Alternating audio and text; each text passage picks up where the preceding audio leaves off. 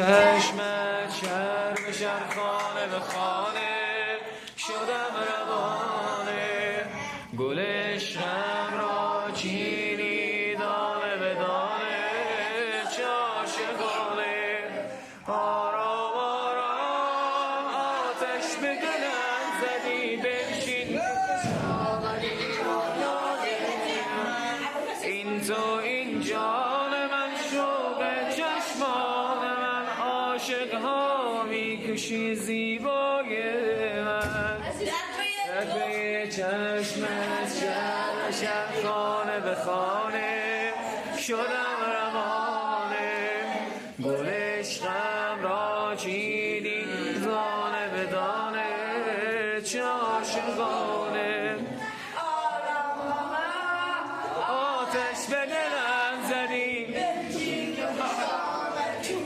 رای من این تو این جان من شوق چشمان من عاشق ها میکشی من تو را راحت نیاوردم به دست بعد عمری بر دلم مهرت نشسته جان جسته در قلبم دگر عشقی ندارم من مگر پیدا شود من میگذارم آرام آرام آتش به دلم زدی بنشین که خوش آمدی رویای من این تو این جان من شوق چشمان من عاشق ها میکشی زیبای من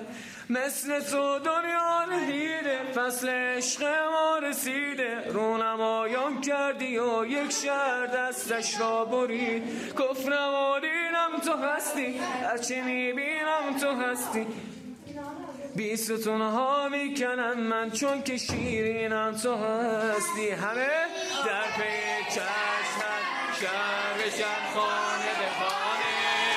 شدم روانه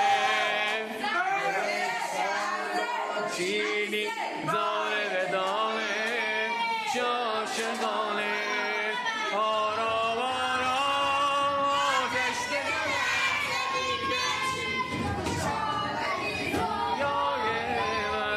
این تو این جان من شوق چشمان عاشق ها میکشی